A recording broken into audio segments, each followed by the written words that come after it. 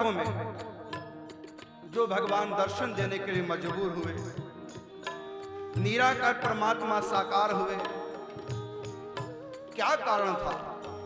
भक्ति क्या है?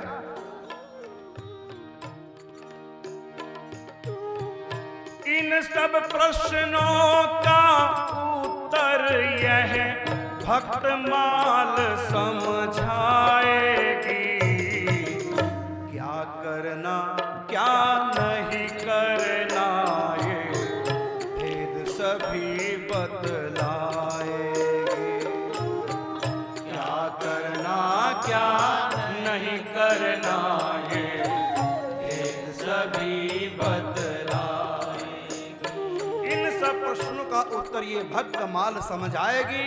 क्या करना चाहिए इंसान को, क्या नहीं करना चाहिए, कैसे करना चाहिए, कैसे नहीं करना चाहिए, इन सब प्रश्नों का उत्तर भक्तों के, संतों के, महापुरुषों के चरित्रों के माध्यम से ये भक्तमाल विस्तार पूर्वक आप सबको समझाएगी।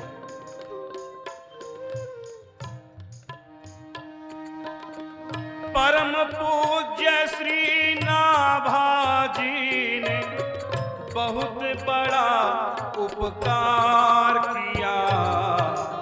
भक्तमाल गाथा रचना कर भक्तों को उपहार दिया।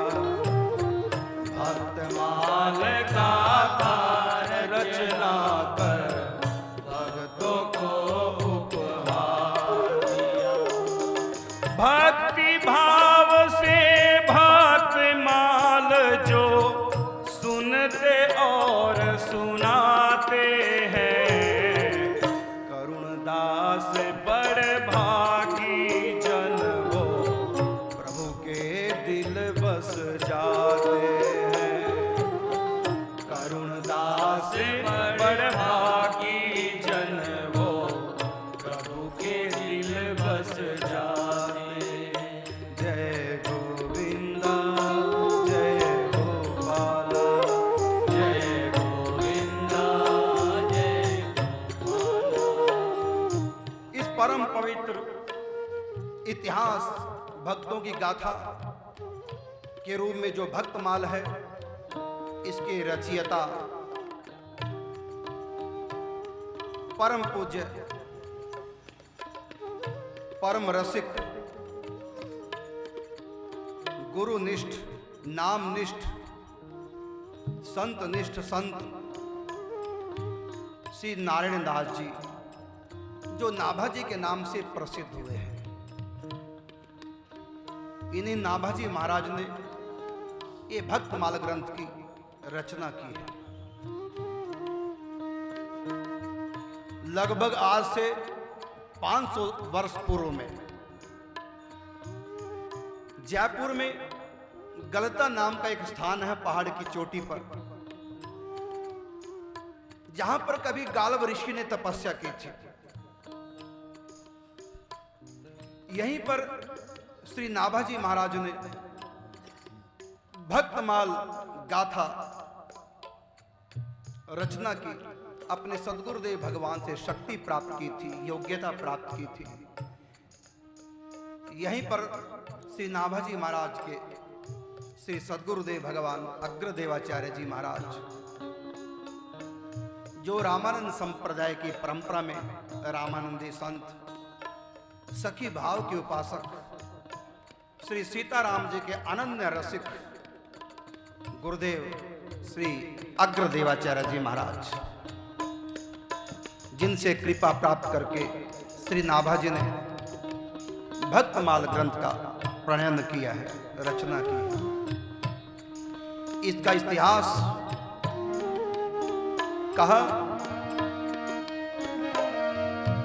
एक बार गुरु अग्रदास जी बैठे हरि के चिंतन में, सखी भाव धरि सेवा करते मगन हुए मन ही मन में।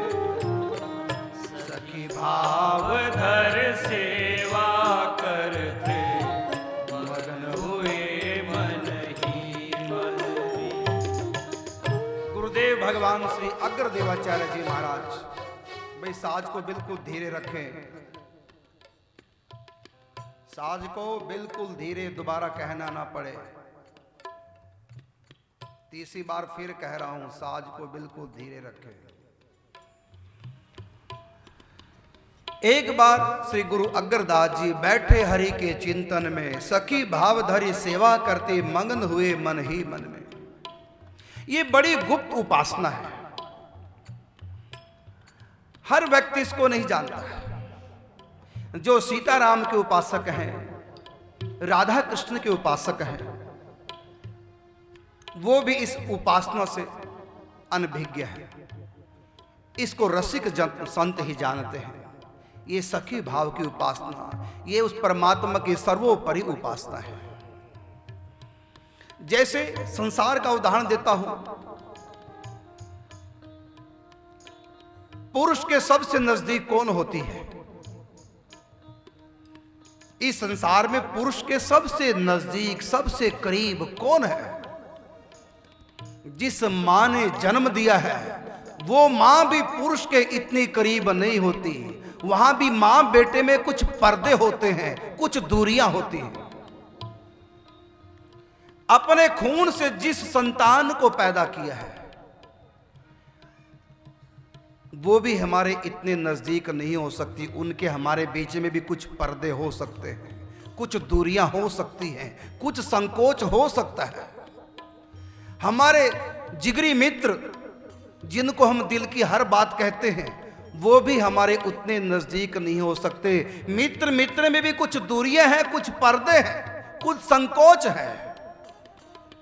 सबसे नजदीक अगर पुरुष के कोई रिश्ता है, वह है पत्नी का, जहां पर सिरों में कोई दूरी नहीं है, दिलों में कोई दूरी नहीं है, जहां पर कोई पर्दा नहीं है, जहां पर कोई संकोच नहीं है, जिनको कुछ भी कहने में कोई संकोच नहीं, जिनको डांटने में भी कोई भय नहीं, इतना अपनापन है।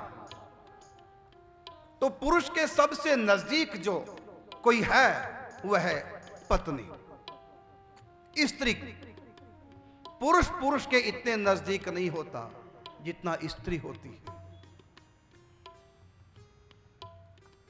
इसलिए जोड़ा बना है, प्रेमियों का जोड़ा, भाई बहन का जोड़ा,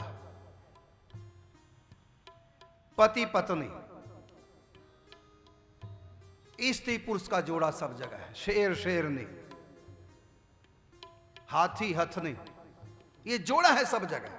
प्रेम जहां है तो सर्वोपरि प्रेम का जो जोड़ा है वो स्त्री पुरुष का है, पुरुष पुरुष का या स्त्री स्त्री का नहीं है। कुत्ता कुतिया, गधा गधी, सब जगह जोड़े हैं। चाहे जानवर हो, कीट पतंग हो, प्रेम करने के लिए सब जगह जोड़े हैं। तो प्रेम का जो सर्वोपरि रूप है इस संसार में, वह है पति पत्नी का। संसार का प्रेम जहां पर समाप्त होता है, वहां से भगवत प्रेम प्रारंभ होता है।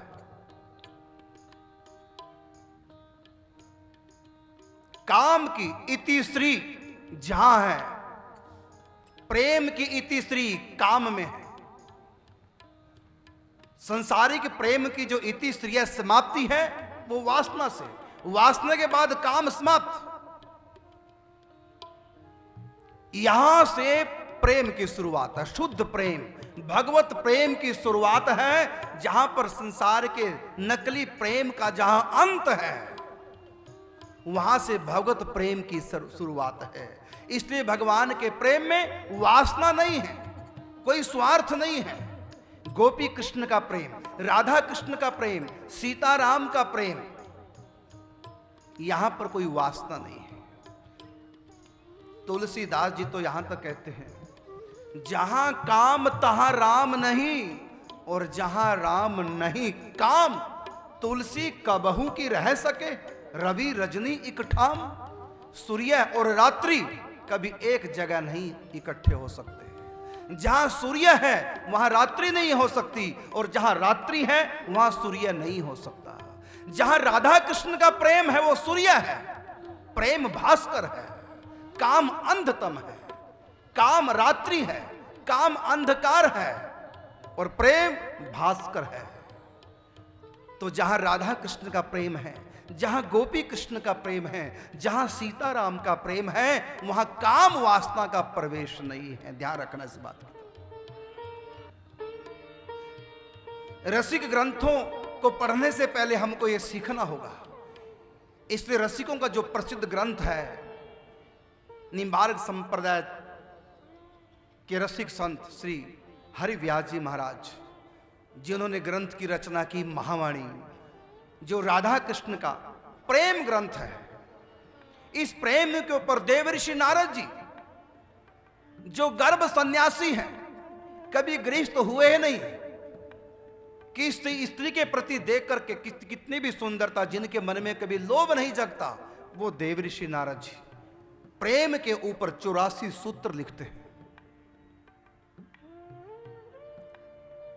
मोहब्बत वो खजाना है जो कभी कम नहीं होता, पाई जिसने भी ये दौलत उसे कोई गम नहीं होता, कोई गम नहीं होता। मोहब्बत मायने अल्फाज में लाई नहीं जाती, ये तो वो नाजुक हकीकत है जो समझाई नहीं जाती। प्रेम प्रतिक्षण वर्धमान, प्रेम जिसको प्राप्त हो चुका है उसका अंतिम जन्म है।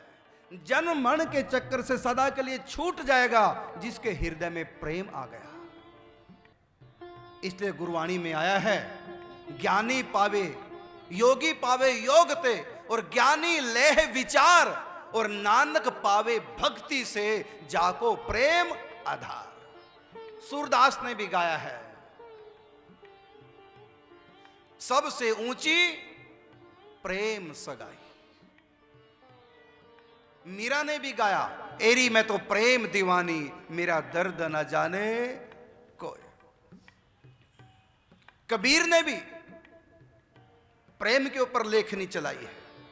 100 दोहे लिखे हैं प्रेम के ऊपर कबीर ने। एक दोहा उनका बहुत प्रसिद्ध है, पोथी पढ़ पढ़ जग मुआ, पंडित भाया न कोय, और 2.5 अक्षर प्रेम के पढ़े सो पंडित होए। वही विद्वान है, वही ज्ञानवान है जिसने प्यार किया है, जिसके हृदय में प्रेम है। कौन सा प्रेम? ये संसार वाला प्रेम नहीं, क्योंकि कबीर दास जी, तुलसीदास जी, रविदास जी, श्री गुरु नानक देव जी, ये जिस प्रेम की महिमा गा रहे हैं, ये संसार वाला प्रेम नहीं हो सकता। प्रेम के 5 भाव हैं। परमात्मा का जो प्रेम है, जो भक्त करते हैं भगवान से, वो 5 प्रकार से प्रेम किया जाता है। पहला प्रेम को कहते हैं शांत रस। राम को, श्री कृष्ण को अपना आराध्य इष्ट देव मान करके ऐश्वर्य भाव से उनकी उपासना करनी, इस उपासना को, इस रस को कहते हैं शांत रस।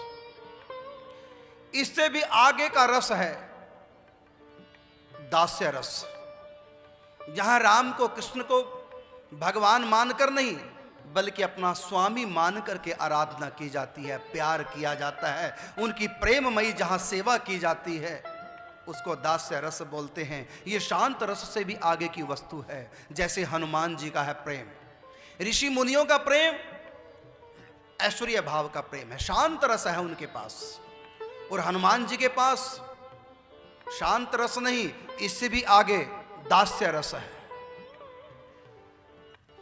ऋषि मुनि योगी जिनके पास शांत रस है, वो राम जी के आगे हाथ जोड़कर स्तुति तो कर सकते हैं, उनको दंडवत प्रणाम भी कर सकते हैं, उनके ऊपर पुष्पों की वृष्टि भी कर सकते हैं, लेकिन राम जी के ऊपर पंखे से हवा करना, उनके चरण दबाना, उनके गले लगना, ये ऋषि मुनियों का अधिकार नहीं, क्योंकि वो राम के ऐश्वर्य भाव के उपासक हैं। और हनुमान जी ऐश्वर्य भाव के उपासक नहीं है, स्वामी भाव के दास्य हूं मैं दास हूं, दास्य भाव के उपासक हैं। इसलिए हनुमान जी गले भी लग सकते हैं। ऋषि मुनियों की पहुंच नहीं है कि राम जी के गले लग जाए, दूर से स्तुति कर सकते हैं, हाथ जोड़ सकते हैं, पुष्पों की वृष्टि कर सकते हैं, दंडवत प्रणाम कर सकते हैं, राम जी की परिक्रमा कर सकते हैं, राम जी का ध्यान कर सकते हैं, लेकिन राम जी के गले लग जाए, ये अधिकार ऋषि मुनियों का नहीं है, क्योंकि वो शांत रस के उपासक हैं। समाधि में हजारों हजारों साल तक राम जी के चिंतन में मगन हैं, लेकिन राम जी की प्रेममयी सेवा का ऋषि मुनि योगियों को अधिकार नहीं है। वो अधिकार उनको है जो भगवान को भगवान नहीं बल्कि अपना स्वामी मानते हैं, और स्वयं को भगत नहीं बल्कि अपना उनका दास मानते हैं। जैसे उदाहरण के रूप में हनुमान जी, इसलिए हनुमान जी, राम जी की सेवा का अधिकार हनुमान जी को मिला है। ये ऋषि मुनियों से भी आगे हनुमान जी निकल गए। और इससे आगे और उपासना है, वो है सख्य भाव, सख्य रस। जैसे उदाहरण के रूप में अर्जुन, सुदामा, ब्रज के ग्वाल बाल, ये कौन है? ये श्री कृष्ण के दास नहीं है बल्कि उनके सखा हैं। हनुमान जी भी वहां तक नहीं पहुंच सकते जहां तक सखा लोग जा सकते हैं। सखा लोग राम जी के साथ, कृष्ण के साथ खेलते हैं, एक थाली में भोजन कर लेते हैं, एक दूसरे के वस्त्र धारण कर लेते हैं, एक दूसरे की सैया पर लेट जाते हैं, एक दूसरे के साथ खेलते हैं। लेकिन हनुमान जी नहीं खेल सकते। हनुमान जी इस खेल को देख तो सकते हैं दूर से, राम जी को कोई आवश्यकता हो सेवक की तो हनुमान जी तैयार हैं, लेकिन राम जी के संग नहीं खेल सकते।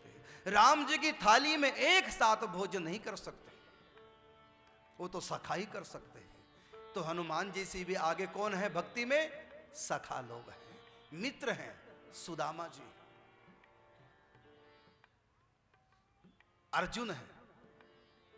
अर्जुन कृष्ण एक बिस्तर पर सो जाते हैं, एक सिंहासन पर बैठ जाते हैं, एक थाली में भोजन कर लेते हैं, लेकिन हनुमान जी नहीं कर सकते ऐसा। तो हनुमान जी से भी आगे सखा लोग हैं। इसको सख्य रस कहा गया, सख्य भाव की भक्ति इसको कहा गया। इस भक्ति से भी आगे और भक्ति है, उस भक्ति का नाम है वात्सल्य भक्ति, वात्सल्य रस, वात्सल्य भाव। उसमें राम को, कृष्ण को पुत्र मान करके उनसे प्यार करना, उनकी प्रेममयी सेवा करना, उनको डांट फटकार के अपनी आज्ञा में रखना।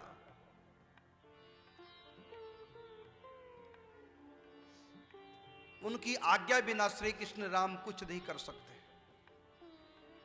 राम कृष्ण आज्ञा दे नहीं सकते माता पिता को, बल्कि आज्ञा का पालन करते हैं। राम और कृष्ण माता पिता को आज्ञा नहीं देते, आज के कलयुग के नौजवानों की तरह आज्ञा का पालन करते हैं बिना कुछ सोचे विचारे। जो नंद यशोदा ने कहा, जो महाराज दशरथ ने कह दिया, राम ने, कृष्ण ने उसका पालन किया है। तो जिनकी आज्ञा में भगवान भी रहते हैं वह हैं, उसको, उस भाव को, उस रस को, उस आनंद को कहते हैं वात्सल्य भाव, वात्सल्य रस। जो नंद यशोदा को, दशरथ को, शल्य को, सौमित्रा, कई को भगवान ने दिया, जो ब्रज की बूढ़ी गोपियों को दिया है, इससे भी आगे का रस है जिसको श्रृंगार रस कहते हैं, जिसको उज्जवल रस कहते हैं, जिसको माधुर्य रस कहते हैं। इसके भी अनेक अनेक प्रकार हैं। इस रस के ऊपर महापुरुषों ने, रसिकों ने बहुत लेखनी चलाई है। इस श्रृंगार रस के ऊपर बहुत ग्रंथ लिखे जा चुके हैं। यह है जहां श्री कृष्ण को, जहां परमात्मा को अपना प्रियतम स्वीकार किया गया है, अपना पति, अपना प्रियतम सबसे ऊंची उपासना है। कबीर ने भी कहा है, राम मेरे दुल्हा, मैं राम की बहुरिया।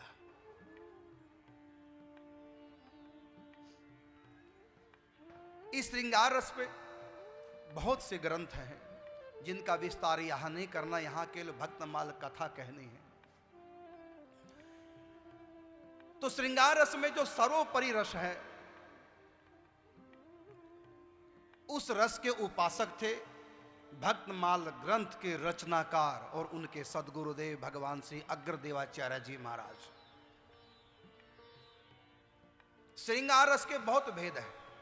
एक भेद तो है जो भक्ति मीरा ने की थी।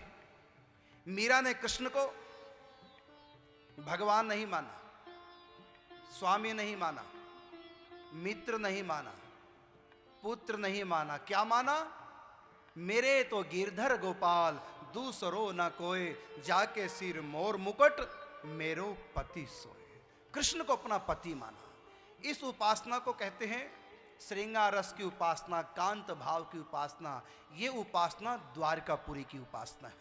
द्वारकापुरी में जो श्री कृष्ण ने लीलाएं की हैं, उनका आधार यही उपासना है।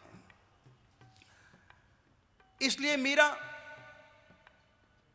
जीवन भर गिरधर गोपाल के गीत गाती रही, लेकिन अंतिम में प्राप्ति किसकी की? श्री कृष्ण की पति भाव से प्राप्ति की।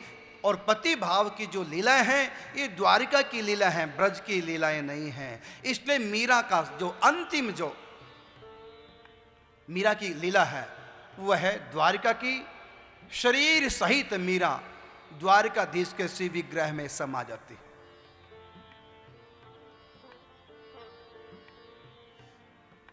गावत नूपुर बांध के नाचत ले करतार, और देखत ही हरि में मिली तृण सम तजो संसार। मीरा निज में लीन किए नागर नंद किशोर, जग प्रतीत हित नाथ मुख रहो च्योनरी छोर। तो मीरा ब्रज में आई, लेकिन समाई कहां? गिरधर गोपाल में नहीं, बल्कि द्वारकाधीश के श्री विग्रह में शरीर सहित समा गई, क्योंकि उसने श्री कृष्ण को पति माना था। और पति भाव के जो लीला है, द्वारिका की लीला है। ये रुक्मिणी का भाव है, ये सत्यभामा का भाव है कि वो परमात्मा मेरा पति है, और उनको परमात्मा पति के रूप में प्राप्त हुए। और परमात्मा श्री कृष्ण से, उनके अंश से इनके यहाँ संतानें भी सब रानियों के यहाँ हुई।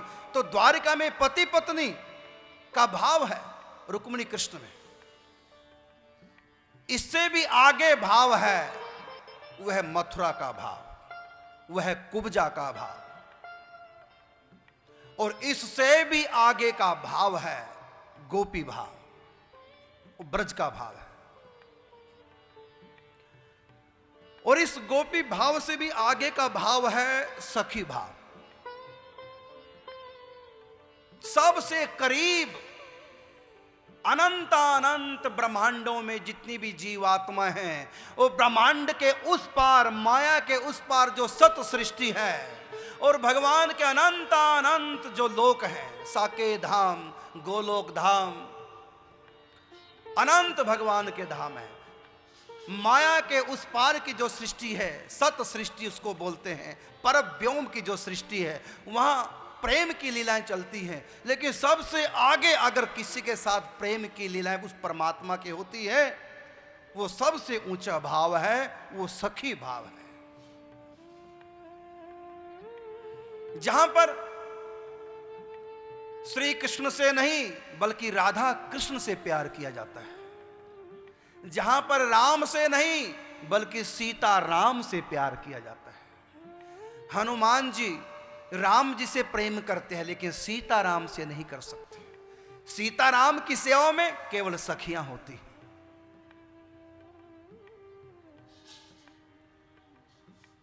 कृष्ण की उपासना कर सकते हैं देवी देवता, ऋषि मुनि, लेकिन राधा कृष्ण युगल उपासना का उनको अधिकार नहीं है। कहा, हे राधे हे श्याम प्रियतमे, हम हैं अतिशय पामर दीन, भोग रागमय काम कलुषमय, मन प्रपंच रत नित्य मलिन, सुचितम दिव्य तुम्हारो दुर्लभ, यह चिन्मय रसमय दरबार, ऋषि मुनि ज्ञानी योगी का भी नहीं जहां प्रवेश अधिकार। फिर हम जैसे पामर प्राणी कैसे उसमें करें प्रवेश, मन के कुटिल बनाए सुंदर ऊपर से प्रेमी को भेष। पर राधे यह सुनो हमारी दैन्य भरी अति करुण पुकार, पड़े एक कोने में जो हम देख सकें रसमय दरबार। अथवा जूती साफ करें, झाड़ू दें, सौंपो यह शुचि काम, रजकण के लगते ही होंगे नाश हमारे पाप तमाम। होगा दंभ दूर फिर पाकर कृपा तुम्हारी का कणलेश, जिससे हम भी हो जाएंगे रहने लायक तब पद देश। जैसे तैसे हैं पर स्वामिनी, हैं हम सदा तुम्हारे दास, तुम ही दया कर दोष हरो और दे दो निज पद तल में वास। सहज दयामयी दीन वत्सला, ऐसा करो स्नेह का दान, जीवन मधुप धन्य हो जिससे कर पद पंकज मधु का पान। श्री हनुमान प्रसाद पोद्दार जी महाराज जो हमारे गुरु में एक हैं, जिनकी हमारे ऊपर अपार कृपा है, उनकी ये पद रचना है जो मैंने गाई है। ऋषि मुनि ज्ञानी योगी का भी नहीं जहां प्रवेश अधिकार। ये ऋषि मुनि ज्ञानी योगी अगर अपनी साधना में सफल हो गए, ये श्री कृष्ण के भीतर लीन हो जाएंगे, श्री कृष्ण से एक आत्म भाव प्राप्त करके सायुज्य प्राप्त कर लेंगे। लेकिन राधा रानी के दर्शन का इनको अधिकार नहीं है, राधा कृष्ण के दर्शनों का इनको अधिकार है ही नहीं। केवल कृष्ण के दर्शन कर सकते हैं, राधा कृष्ण की लीलाओं में सम्मिलित नहीं हो सकते। कौन होंगे उसके लिए कहा है सेवा सुख नाम के ग्रंथ में। श्री निम्बार का पीठाधीश्वर श्री हरिव्यास जी महाराज लिखते हैं, प्रात काल ही उठ के धार सखी को भाव, जाए मिले निज रूप सो या को यही उपाय। साधना करते करते, नाम जप करते करते, सत्संग सुनते सुनते पहले अपने आप को निष्काम बना लो, हृदय को पवित्र कर लो, फिर रसिक संतों का संग करो जो इस रस की उपासना करने वाले हैं, चाहे वो साधक हो चाहे सिद्ध हो। उनका संग करके कुछ मर्म की बातें सीखने को मिलेंगी। फिर अपना भाव करो, प्रात काल ही उठ के धार सखी को भाव, जाए मिले निज रूप सो या को यही उपाय। सहचरी भाव, सखी भाव, गोपी भाव में सखी भाव में क्या अंतर है? गोपी उसको कहते हैं जो केवल कृष्ण से प्रेम करती है, कांता भाव से। सखी उसको कहते हैं जो युगल उपासना करती है, राधा कृष्ण का रस लेती है। युगल उपासक युगल से प्रेम करते हैं, राधा कृष्ण से। जो राम से प्रेम करते हैं, जो कृष्ण से प्रेम करते हैं, उनको भगत कहते हैं, उनको प्रेमी कहते हैं। लेकिन जो राधा कृष्ण सीताराम युगल प्रेम करते हैं, दोनों से जिनका प्रेम है, उनको प्रेमी नहीं बल्कि उनको रसिक कहते हैं। तो नाभाजी महाराज और उनके श्री सदगुरुदेव भगवान श्री अग्रदेवाचार्य जी महाराज, ये दोनों रसिक संत थे। दोनों बाहर से पुरुष हैं, भीतर से सखी हैं। एहि विधि सहचरी भाव विचार, एहि विधि सहचरी भाव विचार। हो सखियन सम कला निपुण अति, हो सखियन सम कला निपुण अति, रमणी मरहरणी सुकुमार। ये भाव है, मैं कौन हूं? मैं सखी हूं। देखो, हमारे कर्मों ने हमको शरीर दिया है, ये शरीर भगवान ने नहीं दिया। जो भी जिसको शरीर मिला, चाहे जानवर का मिला है, चाहे पक्षी का मिला है, चाहे कीट पतंग का मिला है, चाहे देवी देवता का शरीर मिला है, चाहे मानव का शरीर मिला है, ये भगवान ने नहीं दिया, ये हमारे कर्मों ने दिया है।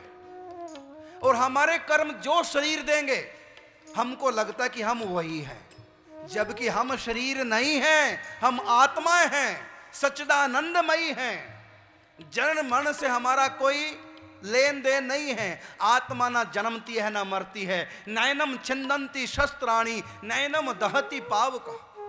आत्मा अजर अमर है, ना आत्मा कभी बनी ना आत्मा कभी समाप्त होगी। हम आत्मा है, शरीर नहीं है, लेकिन ये हमारे कर्मों का फल है जो हमको लगता है कि हम ये शरीर है। ऐसी सपना सपने में तुम क्या देखते हो अपने आप को? सचमुच में तो आप लेटे हैं बिस्तर पर, सो रहे हैं। हकीकत तो यही है कि आप सो रहे हैं, लेकिन सपने में आप क्या देख रहे हैं कि मैं बस में बैठा सफर कर रहा हूं। जैसे आप सपने में अपने आप को अलग रूप देखते हैं, भूल जाते हैं कि हम सो रहे हैं, इसी प्रकार संत भी ध्यान में, चिंतन में जब खो जाते हैं, भूल जाते हैं कि हम ये शरीर हैं। आप सपने में अपने आप को कुछ और देखते हैं,